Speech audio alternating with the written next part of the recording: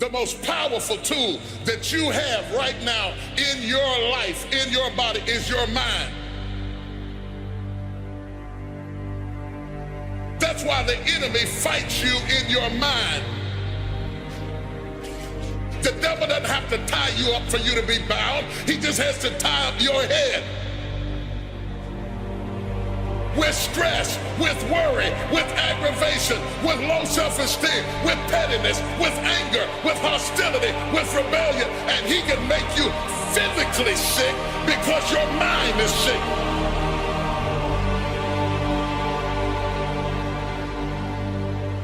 Lay your hands on your head and say, give me a new mind. Give me a new mind means give me a new perspective.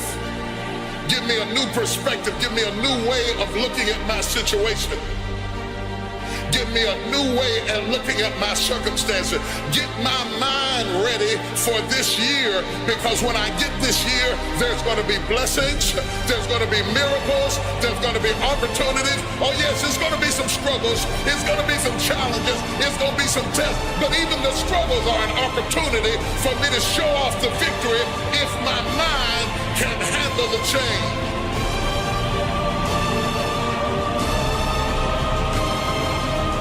If you can take it, you can make it. If you can take it, you can make it. All right, you train, you fight way harder than those other guys, and you win. You get out from under them. If you can take it, you can make it. You can do this. Just gotta believe you can. There's some things I'm not taking with me in the new year. Everything that's inflexible and everything that's not ready and everything that's backwards and everything that's negative and everything that's condescending and everything that's carnal and everything that's holding me back, I refuse to take it over into another year and waste another new year with an old mind. Don't shape yourself around the comings and goings of this world.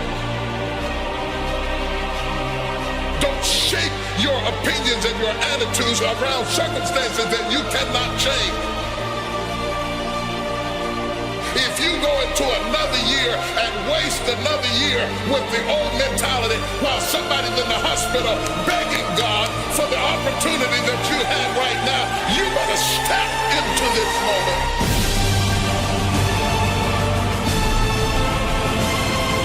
As soon as you decide to stop looking for answers in other people and miracles somewhere down the yellow brick road and click the heels of your mind, you could have been free years ago. If you can get your mind out, you can get your money out, you can get your family out, you can get your job out, you can get your career out, you can get your health out, you can get your prosperity out. If you can get your mind out, no devil in hell, no weapon formed against you, no enemy that hates you, no witch that hexes you can stop you from being free. If you can get your mind out, grab yourself by the hand and say, we're coming out of there. Tell them I'm coming out head first.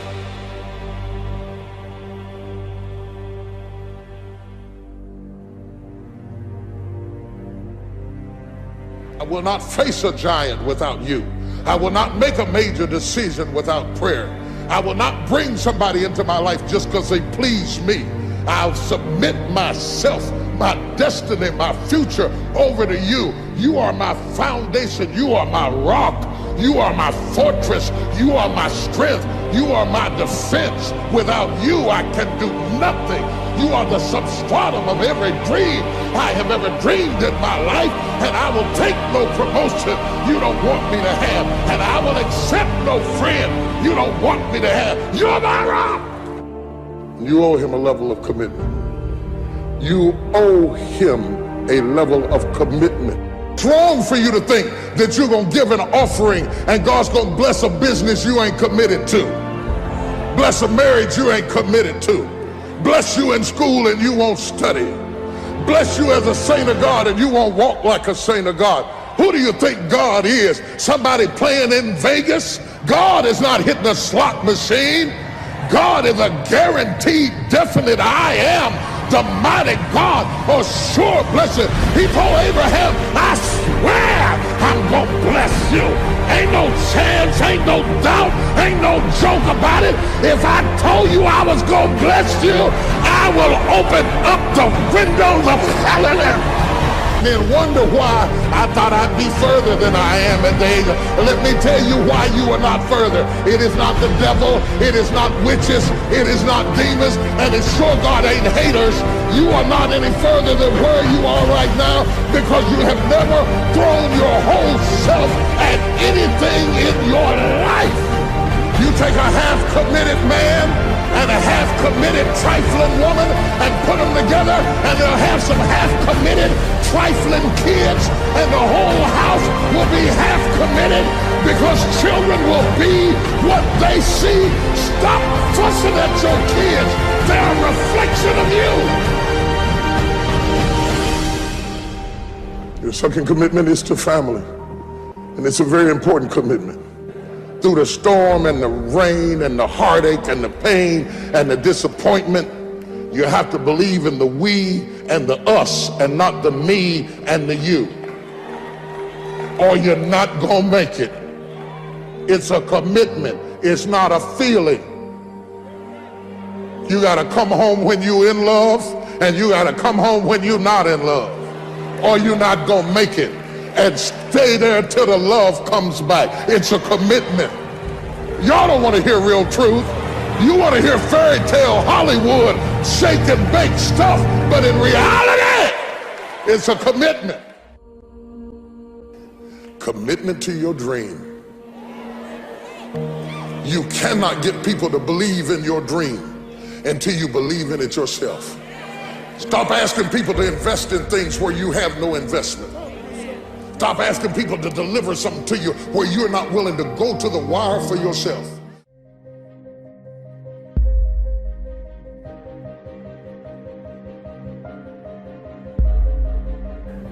If you don't learn to give like you learn to get, every area that there is not reciprocity, it will die. Reciprocity.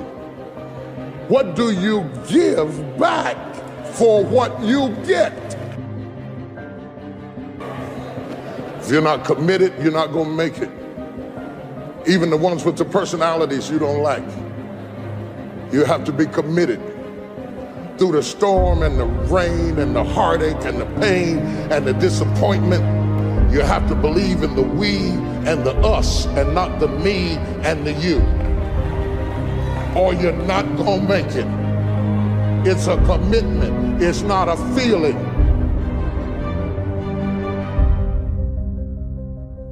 Until you have had the taste of finishing, you will not respect yourself. Until you follow through, until something is done, come hell or high water, tears and struggles and pain, and you go through it anyway, and you show up and you continue to fight on no matter the circumstances. After a while, something begins to wither inside of you.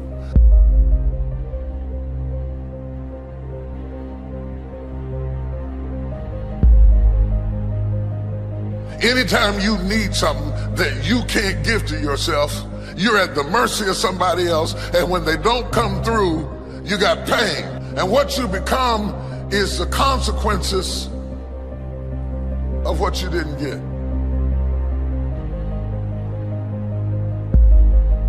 It's an urge. It's an urge. Truth be told, every champion has felt it. Every president has felt it. Every king has felt it. Every lion has felt it. Every winner has felt it. Every soldier has felt it. Every victorious person has felt it. The urge to quit. Don't you give up on your dream. don't care if you don't have the money, you don't have the help, and you don't have the family for it, and you don't have the background for it, and you don't have the friends for it. Don't you give up on your dream. Don't you do it. Don't you do it. Don't you do it. It may take you twice as long. You may have to take courses and classes. You might not read as fast. You might not move as quick. You might not have as much. But don't you quit.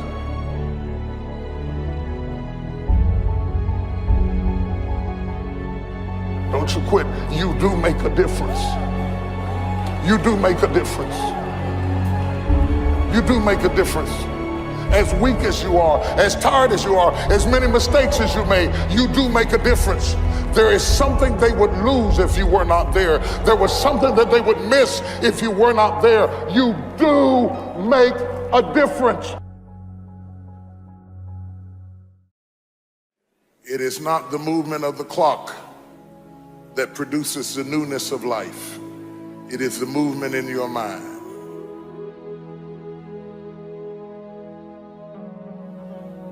You're going to hear all kinds of things said about you. Throw it behind you. The enemies that you see today, you will see them no more.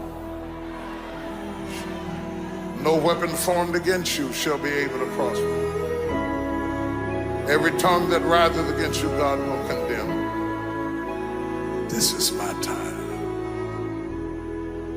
Truth of the matter is, everybody in here is going through a change. You don't have to be ashamed of yours. We are all in the process of transforming to a higher, better expression of myself. Let this be the year that I birth a higher, better expression of myself. Don't let the habits of my past stop me from this metamorphosis. New year, new me. New year, new me. What separates us is transformation. The possibility of change. The desire to evolve. The passion to get up off the ground and stop eating dirt. I'm tired of doing what I used to do. If I always do what I've always done, I'll always be where I've always been. I'm going to throw it behind me. There's somebody in this room that nobody would think would be in a church tonight, but you drew them to this place tonight because you want them to be a new me and a new year and have a new attitude and a new mind.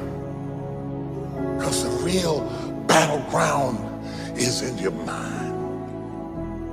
That's where the fight is. You lay down with it. You get up with it. You go to work with it.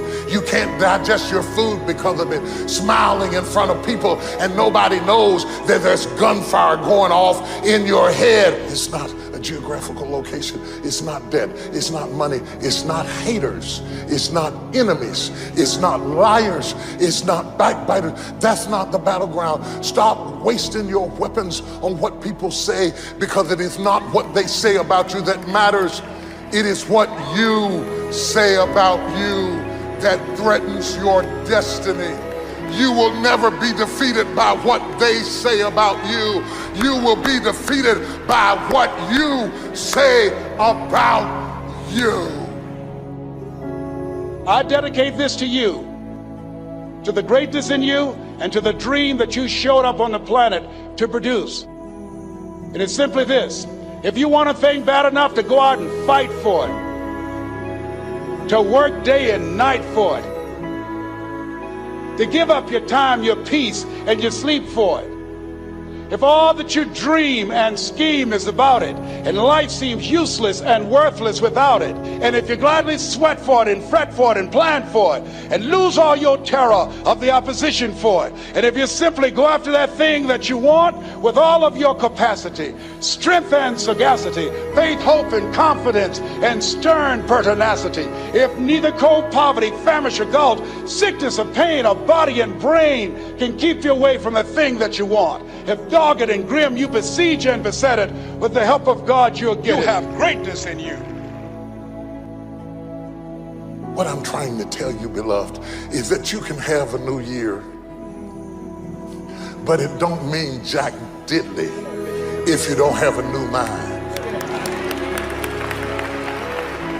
I'm telling you that you can buy a new car, but if you put the old man in a new car, you're still gonna have the old experience. I'm telling you that a new house doesn't make a new marriage. I'm talking about a new outfit doesn't make you a new person. And if you think you are magically gonna be a new person, I hate to be the bearer of bad news, because new life comes from a new mind and a new way of looking at your life. I cannot step into the future and still think in my past. I cannot let the rumors and the stain of what they said about me destroy my opportunity. Slap somebody and tell them I gotta kill it tonight.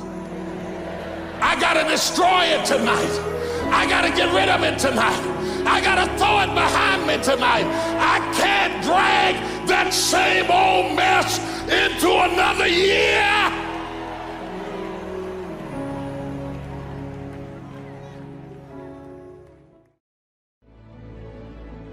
Everybody wants to be a beast until it's time to do what real beasts do. Everybody gets excited. E.T., the guru story, but nobody wants to get up at 3 o'clock. Everybody's excited when I say, I wake up at 3 o'clock, Eric's a beast, 3 o'clock. And then you try it twice at 5, and like for real, you walk out of here pumped up, fired up, you get some new information, you're ready.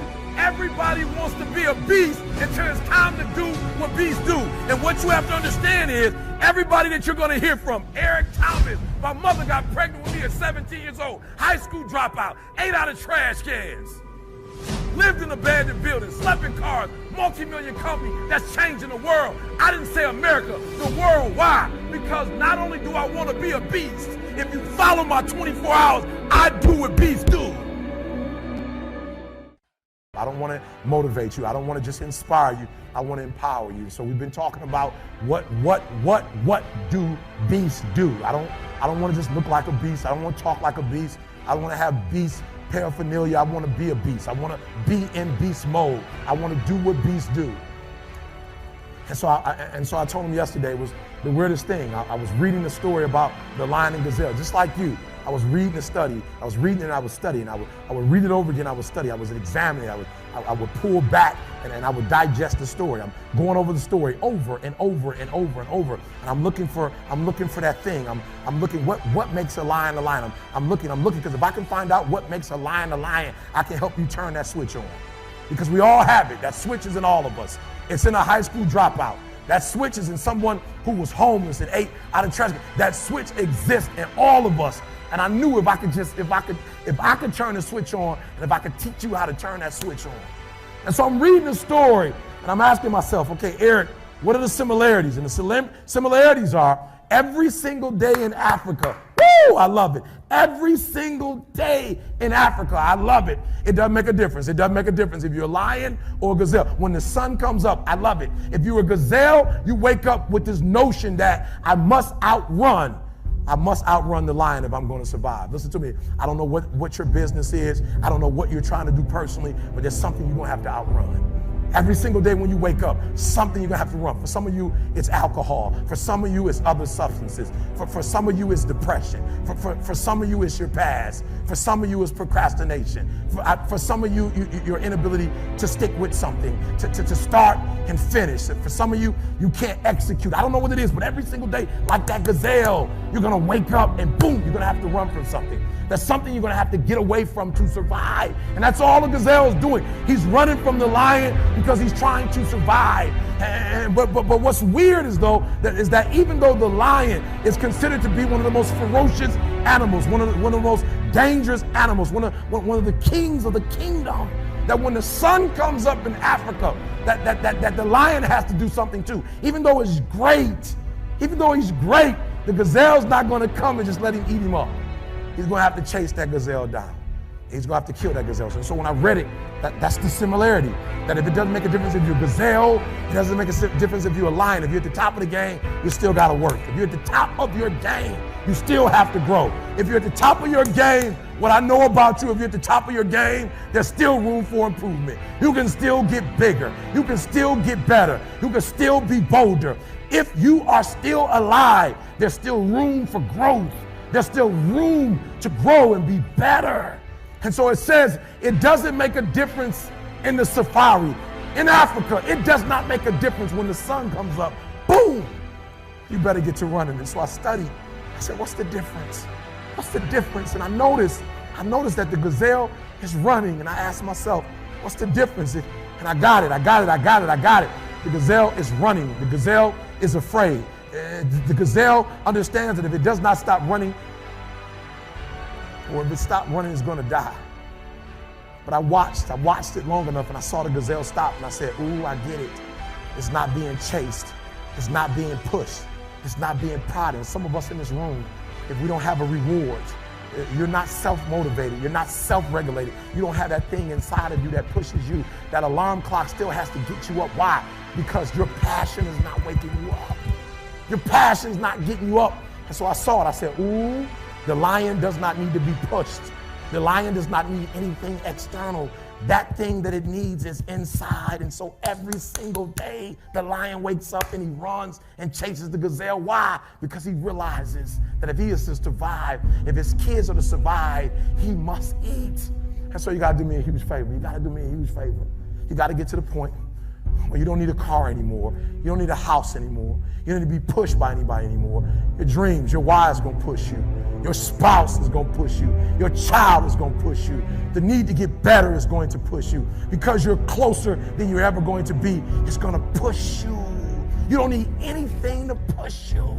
Your goals are going to push you. Your dreams are going to push you. The opportunity of a lifetime that happens in this particular time frame is going to push you. It's going to drive you. It's going to make you better. So do me a favor as I leave. You can't be average anymore, 70%. You can't do it. You can't do it and have what you want. You can't give me 70 and be what you want. You can't give me 70 and do what you want. You can't be average anymore. You can't be good anymore, 80%.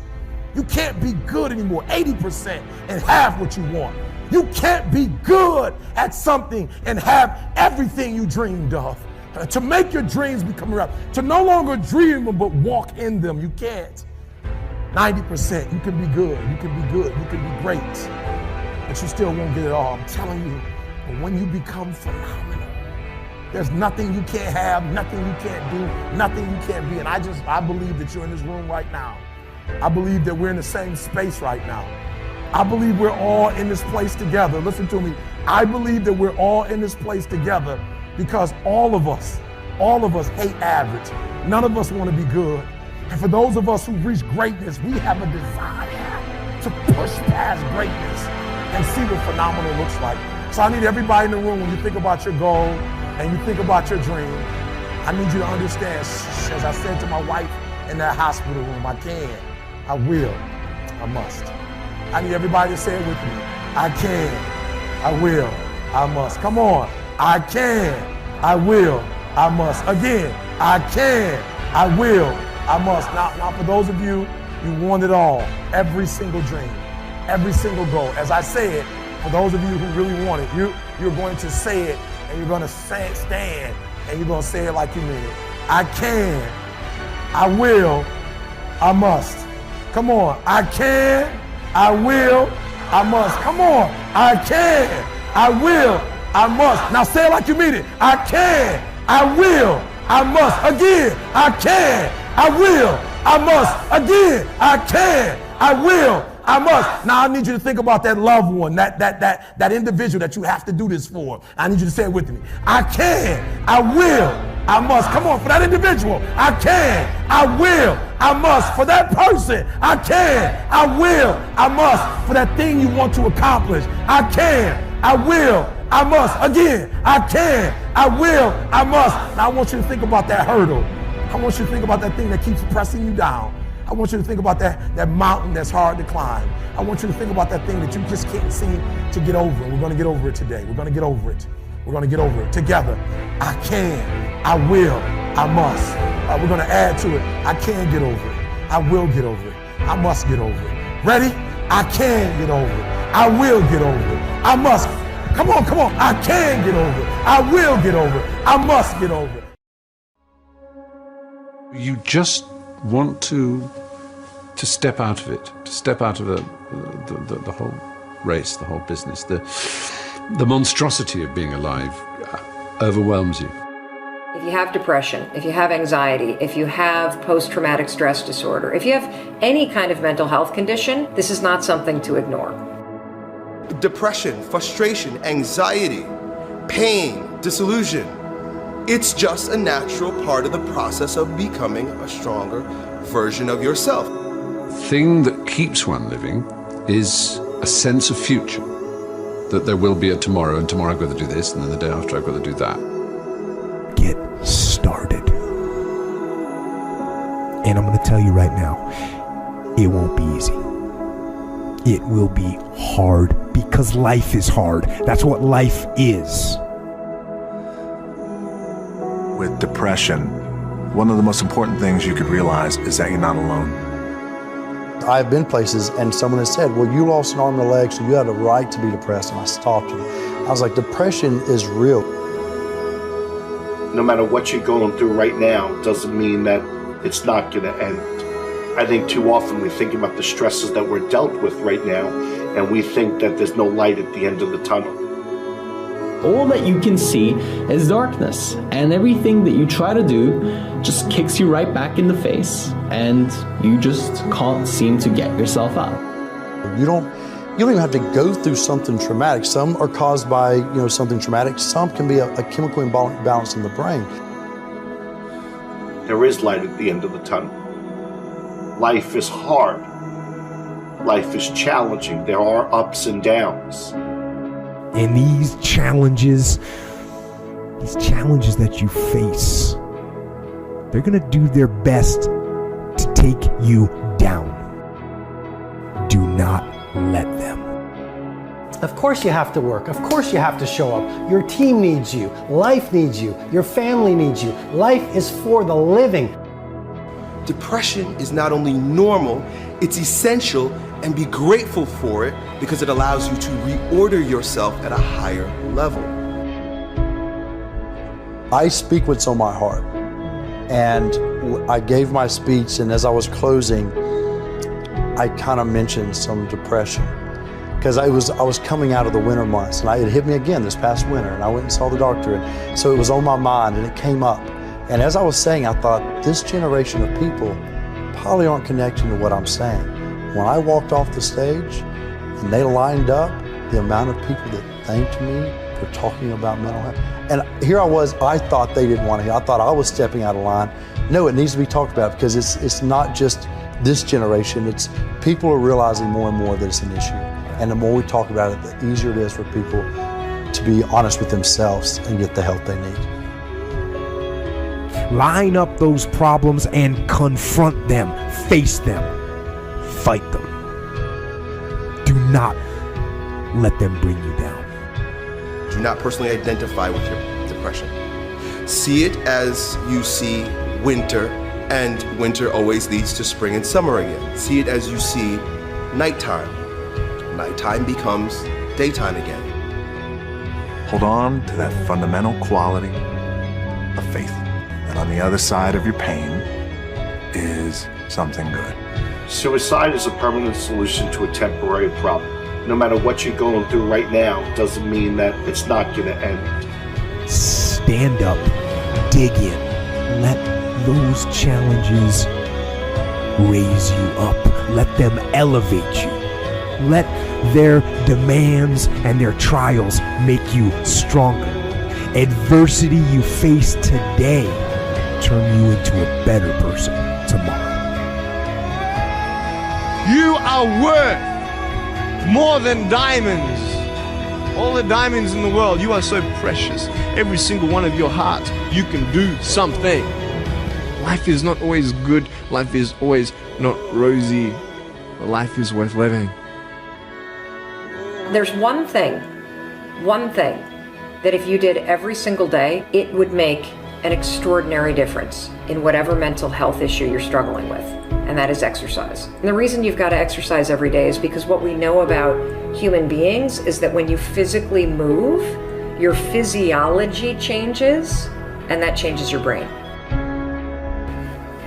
Take the time to rest, because just what if that resting is the key to world-class producing? Get outside and exercise every single day as if your life depends upon it, because you know what? It does. Your brain needs it, your body needs it, your mental health needs it. And I feel like if you had heart problems and saw a cardiologist, well, everyone would be concerned about you, would know you're doing better, and it would be open and honest with the crew. But the most complicated organ in your body, if you have a problem with this, suddenly we don't want to talk about that? No, and you can get over it. And that's what people need to realize. You can be cured. You can get past it. I assure you, the clouds will lift. Right, there is sunlight above the clouds. You're just looking at the clouds right now. And they will lift, and crisis has come to teach you the big lesson you're meant to learn to move to your next level in the next chapter of your greatest life. This depression will pass. It will go away, and something much better will take its place. But for right now, all that you really need to know is that you have to make it through. Getting your heart rate up, getting outside, breathing, feeling connected, getting out of your house, which may make you feel depressed and trapped. The man I am with you right now as I speak with as much authenticity as I know how to share is the result of my times in the valley of darkness. Doing that every day, that physical push. You don't have to run. You don't have to go to an aerobics class. Get outside with your dog in the woods. Walk with a good friend for 2 or 3 miles. Doing that every single day not only moves your body, which changes your mind, it gets you out of your physical environment, which is one of the things that people with depression tend to have a hard time doing. And it also creates a bit of momentum and a bit of a routine in your life. Every time I experience a bout of depression, I come out on the other end a different person, doing different things. But it's because I'm aware of what's happening and I'm aware. I want to see the opportunities as they present themselves to me instead of falling into the depths of a spiral down depression because I'm personally identified with what is happening when I'm upset. And your schedule is not full, and you actually feel like you're wasting your life because you're not this epic producer. What if those times were actually a different form of productivity? What if those times were actually being productive in a different way, where you're actually producing not in the world, but producing within yourself, producing strength, producing new insights, producing new ideas, producing new capabilities, producing new energies, producing new emotions, shifting from fear to love? Because when you go through difficult times, what do you really do if you feel your fear and your pain? You release it. It's out of your system, and you grow in love and bravery and strength. What does that do to your craft? What does that do to your power? What does that do to your bravery? What does that do to the light that you bring into the world? You become this incredible force that is undefeatable. I suggest to you that if you are facing a challenge, don't stop. Stay busy. Work your plan. Continue to do those things that you know that work for you after you have evaluated yourself in the situation. Continue to move. Stay busy, stay busy, stay busy. You are part of a larger cosmos, whether you know it or not. And communing with nature allows you not to see the bars of the prison cell, but the stars of the universe. And if you can connect with those every day, my dear friend, you will Use your pain as an instrument for your greatest growth. And then you try something new. And then you'll also go to school and people will put you down and parents will tell you that you're a failure because you failed at a test. And you start believing the lies around you, saying that you're not good enough and no one's gonna want you and you'll never ever do anything good in your life and you'll never ever, achieve the dreams and goals that you wish you had done or wish that you could do. And these steps take you closer. That voice saying, you're not good enough, you're not good enough, you're not good enough, and all you need is one more step to fall. So you have a choice to know which step you're going to take today.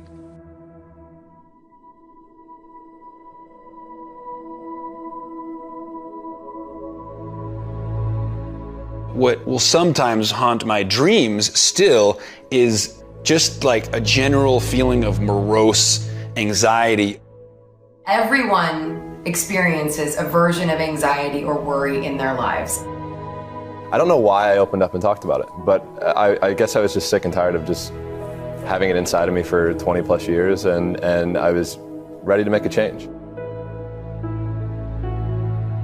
What helped me the most, that I want to impress upon all of you, is that I realized that part of my identity is saying no to things I don't want to do.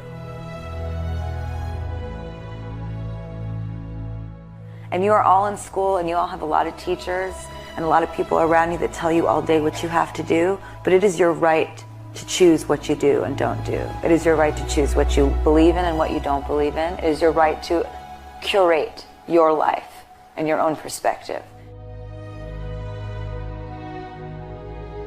We all go through things. We all go through struggles, right? There's probably everybody in this room that goes through struggles the same exact way, and I think that's what we all have to realize. It's just something that every single person goes through.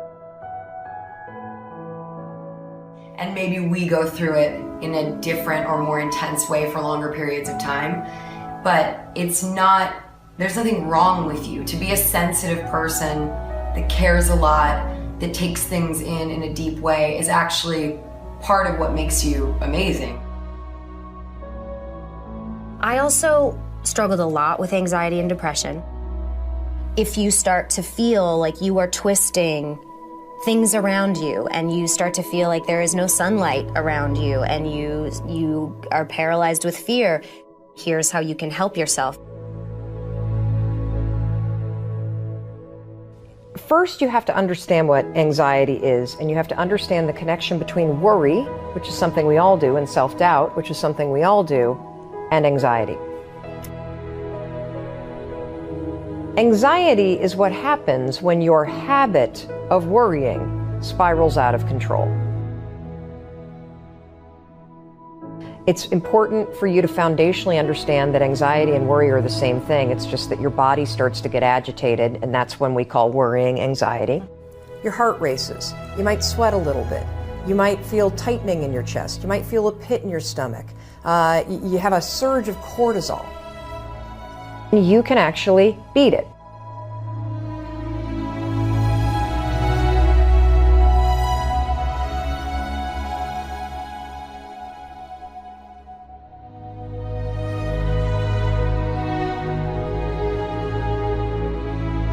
This is how you're going to do it.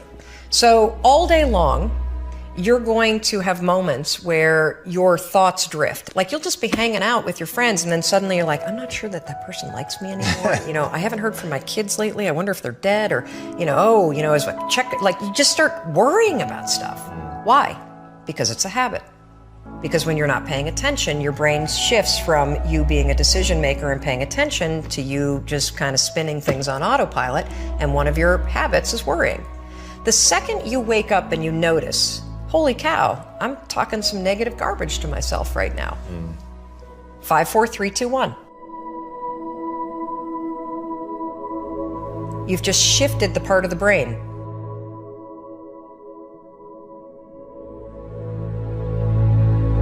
You've shifted from the basal ganglia, which is where your habit loops are spinning, and you've awakened your prefrontal cortex. You've also interrupted that pattern. Now what you're going to do, because your mind is actually ready to receive a different thought because of the counting. Now you can put in an anchor thought. Like if you have a mantra, if you've got a vision about the way that your business is going to turn out in 5 years, if you just have a thought that makes you really happy and proud, insert that. Now, why does this work? It works because of the counting. And I'm not kidding. We know, based on research, that positive thinking alone, not effective. In some instances, trying to force yourself to think positive can actually make the worries worse. Why? Well, the reason why is because it's really hard to just change the channel. What we have to do first is basically interrupt it and turn off the TV, and then turn it back on with the prefrontal cortex awakened. So the counting is essential. And so you can start using this today.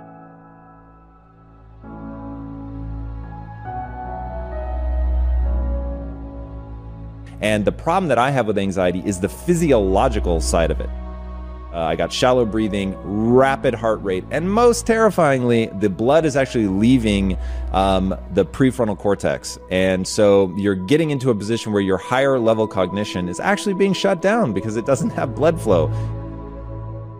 And then I began to visualize that what I was trying to do was get myself into a calm state where the blood could actually go back to the places that I needed it, so that my higher level ability to reason would kick back in.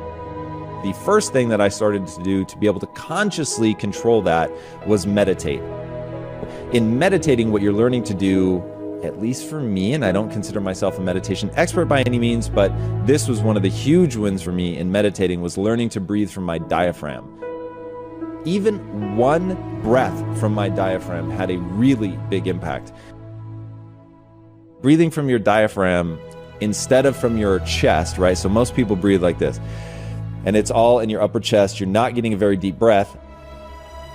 So in meditating and learning to breathe from your diaphragm and learning to consciously calm yourself down, meaning you're lowering your heart rate, you're breathing much more deeply from the diaphragm, getting the blood reallocated to the parts of the brain that are actually useful. That meditating was my first step into that.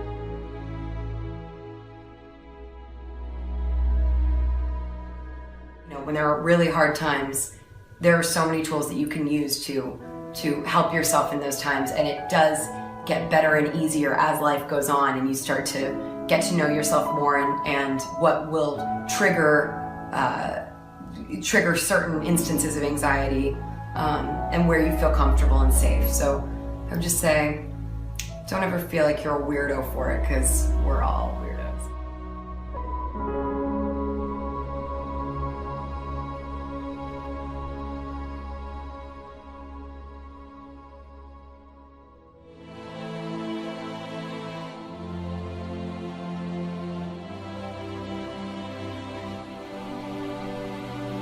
In 1973, a young man wrote a letter to American author E.B. White. The young man was losing his faith in humanity. And this is the reply he received from White. Hope is the thing that is left to us in a bad time. I shall get up Sunday morning and wind the clock. E.B. White wrote those beautiful words in response to fears surrounding our future. As long as there is hope, get up and wind the clock. At times it doesn't matter the view, does it? You may be looking in the mirror at your own life. You may be looking out the window at what's happening around you. The future becomes bleak. Days full of fear. It's when darkness forms, clouds roll in and life gets heavy. Sometimes we feel it together. Sometimes we feel it alone. Those times surrounded by sadness. And in those moments, what are we to do? For there is but one sensible response, isn't there? We wake up and we make tomorrow better than today. We get up, we rise, we wind the clock. And we are to do it with our heads held high so that we can be the first ones to see the sun as it starts to poke through. You know, if you're down and you can see a reason why you should be down, then that brings with it a certain clarity. But if there's no reason, you tend to think, well, why on earth am I feeling like this? I don't understand. If you're like me, you're feeling it lately. We're in a moment when the clouds have covered some of the light. The way forward may seem to be slipping from view. The path of progress, which has been so hardly fought for, can feel like it's fading. Perhaps it was the path you were declaring for yourself, and now it's changing. It's shifting. Gone. And hope is the thing that has left us in a bad time. But hope is not the final fragile string. Hope is the start. Hope has a strength. It means something new is coming. Because it always does. Clouds break. The sun shines. In fact, it's never stopped. So in E.B. White's words, hang on to your hat. Hang on to your hope. And wind the clock, for tomorrow is another day.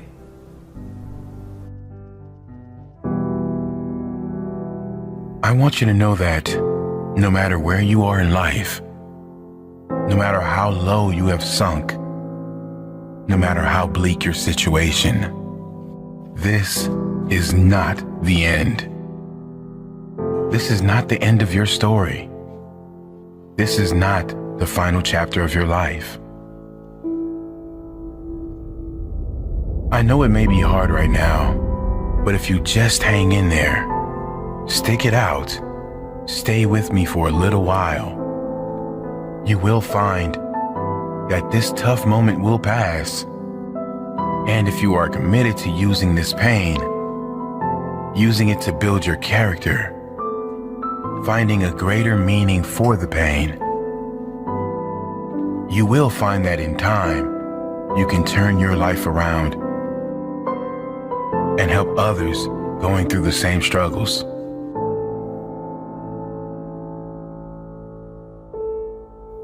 The world right now is in the middle of a mental health crisis. It's estimated almost half the population suffers from depression at some stage throughout their life.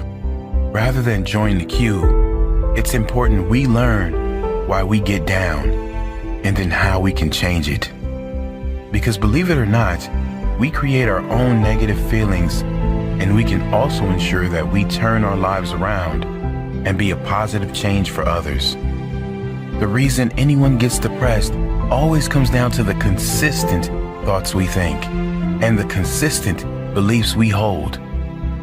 Let me say that again. The reason anyone gets depressed always comes down to the consistent thoughts we think and the consistent beliefs we hold.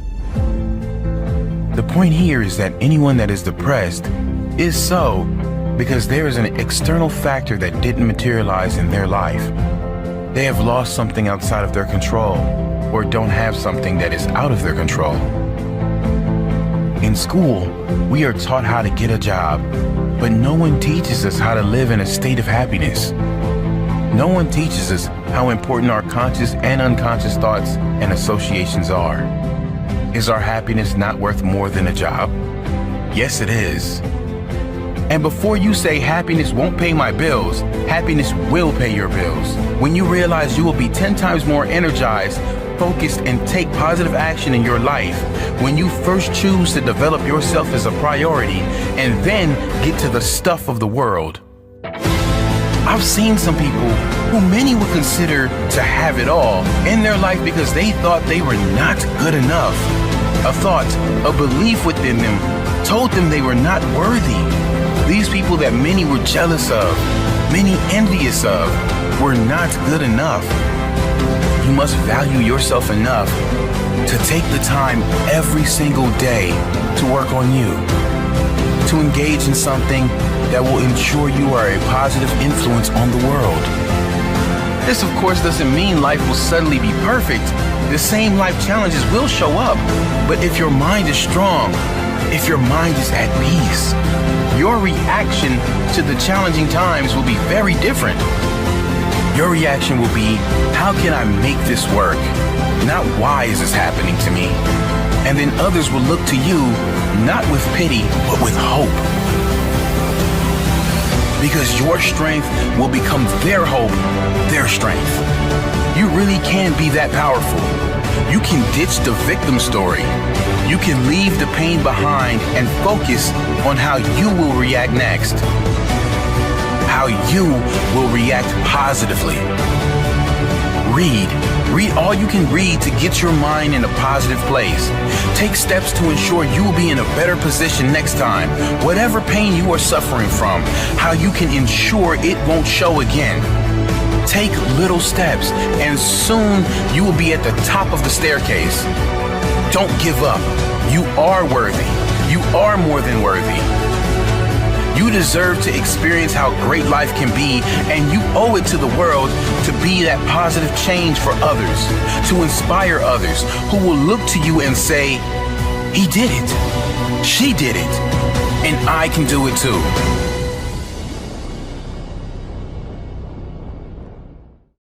It's never going to make sense. It's never going to be obvious. You're never going to walk out your door and see the obvious way that you want to go. And if you do, it's a trap. If you do go down the path that's already laid for you, it's going to take you to all the destinations that are already known. It's going to take you to all of the places that instinct drove the people before you. But if you want to go somewhere unique, if you want to go somewhere that only you would go, if you want to create something new and really live a life that was meant for you, because it's literally crafted by you, you have to take the first steps on faith. And as Rumi said, as you start to walk out on the way appears. So as you're looking at the choices that are before you, where you've got a path that's well trodden, you've got a path that literally is invisible and won't become something until you step on it, you have to understand that that's what this life is meant to be, and that the only frustration that you will look back on with tremendous regret is knowing that you did what was easy, even though it wasn't you. There's some mechanism inside of us. There's something that wants us to walk a path that's never been walked before. And the thing that makes it so hard is right now inside of you is a desperate desire for that to be easy. But it's not going to be easy. It's going to be hard. You're going to fail. You're going to stumble. You're going to fall on your face. And thank God. Because as Muhammad Ali said, only a man who knows what it's like to be defeated can reach down to the bottom of his soul and come up with the extra ounce of power it takes to win when the match is even. So what you have to ask yourself is, what do you want? Do you want it to be easy? Do you want the path to be well-worn? Or do you want the path to be yours? Do you want to know that inside of you is something that you can reach into and grab, and that will be there at the moment that you most need it? Do you want to know that you're that type of person? Because if you do, you have to be willing to walk the path that doesn't exist. You have to be willing to tread through the brambles. You have to be willing to fall, because it is in that process of failure and pain and agony and suffering that you will become. That's the process that will make you you. That's the process that will shape you. It's the suffering that gives you the reserves to draw on when you need them most. So when you ask for safety, when you ask for ease, know that you're saying a prayer for weakness. And when you take the hard way, know that you're forging yourself. When you make those demands, know that you're building a reserve tank that will be there at the moment when you need it. When you walk the path that only you can walk, know that you're living the life that you were meant to live. And that, my friends, is how you become the you worth becoming.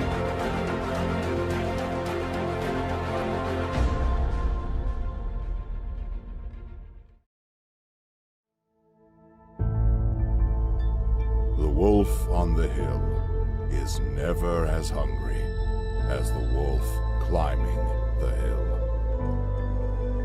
It's not easy going it alone, but if you keep going, stay true to yourself, it will be worth it in the end. The hardest walk you can make is the walk you make alone. But that is the walk that makes you the strongest. That is the walk that builds your character the most.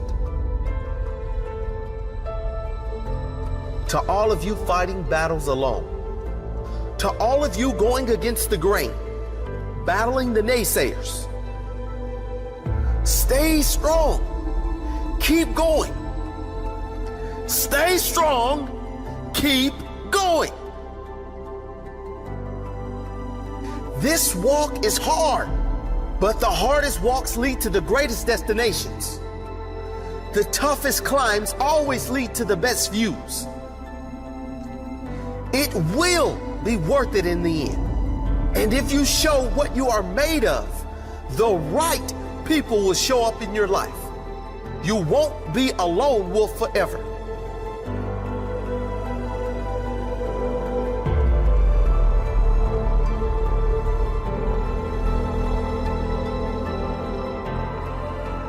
You have qualities only few can admire because most don't possess.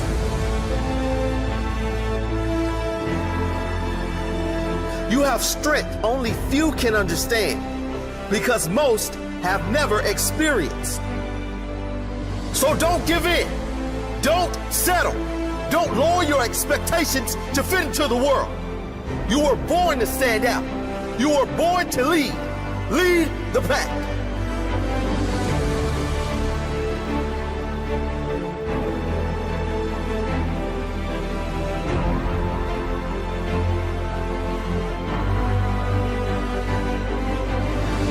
They say the wolf on the hill is never as hungry as the wolf climbing the hill.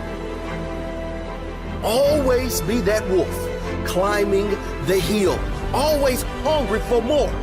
Always hungry to grow, to feed your mind and rise to the highest level you can take yourself. Never looking back, always looking forward to the next feast of success in whatever you do. It does not matter if you have to walk alone for a while. It is much better to walk alone in the right direction than to follow the herd walking in the wrong direction. Stay strong. Be different.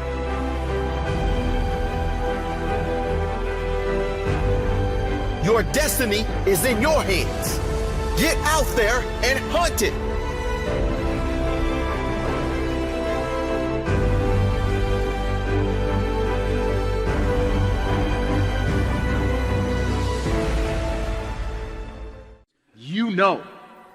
You know when you are guilty of wasting time and laying in bed and you're being lazy. You know it. Whether that was 7 o'clock in the morning or 6 o'clock in the morning, you know it. You have to start the cycle of waking up early by waking up early. Success is not convenient. You have to do what is required to accommodate success. Holding the line, maintaining the standard, giving no slack, none. That's the discipline. There are opportunities that are going to come your way, and there might be some other things going on, and you have to make a choice. You have to ask yourself the question, what do you want? Because if you don't know what you want, nothing else matters. How I'm about to use my time. Is it positive? Is it purposeful? Is it leading in the direction of where I'm going and the meaning of my life? Is it productive? And is it profitable? But when you know what you want, why do you wake up at 3? Because I know what I want. One thing that discipline definitely does help you with is it helps you get things done. And when you get things done, when you actually do things, you have more success. I wake up, boom, and I go pursue it.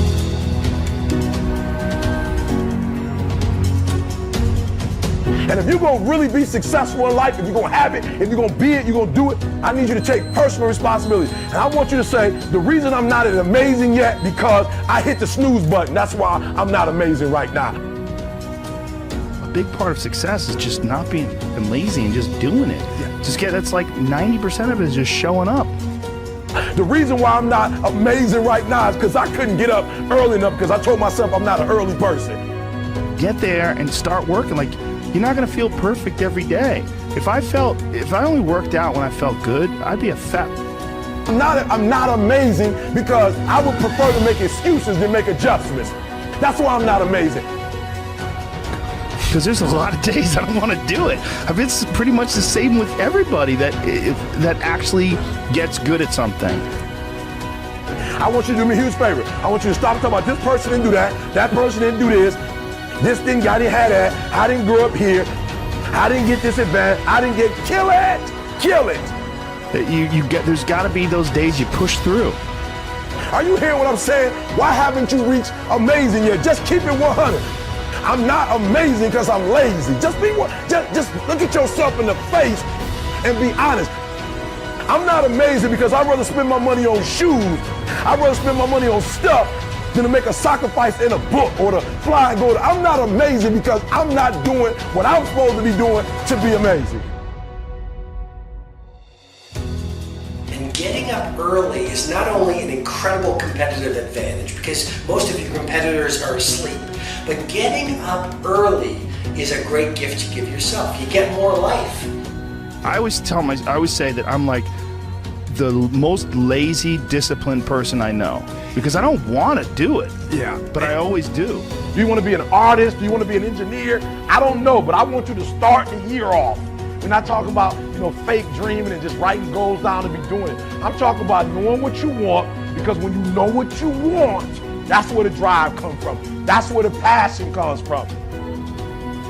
When the thing is done, when the discipline has been implemented, remember what that feels like, and then remember that those minutes and those hours, they turn into weeks and months and years, and holding the line in those critical minutes will put you in an infinitely better place, physically and mentally, if you maintain the discipline.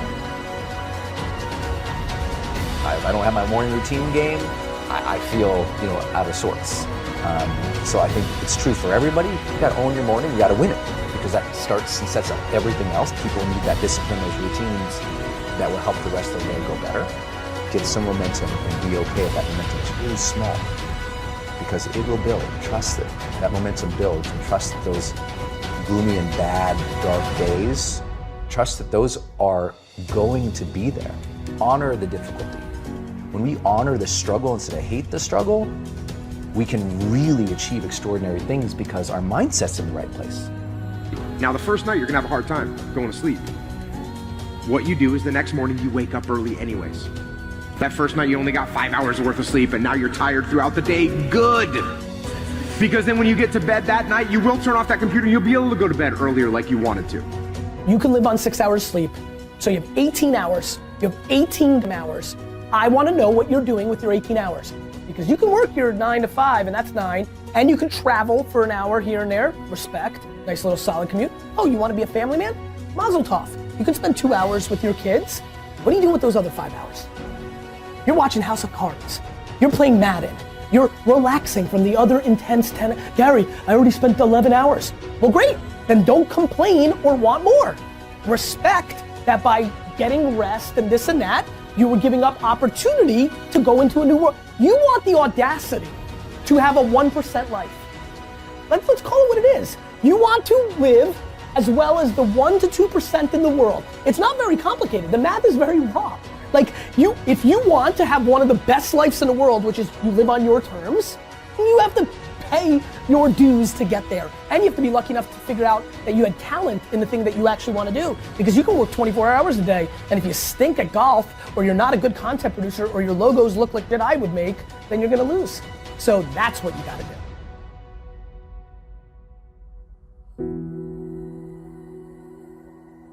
The most important thing you can do is win the morning. Just win the morning, man.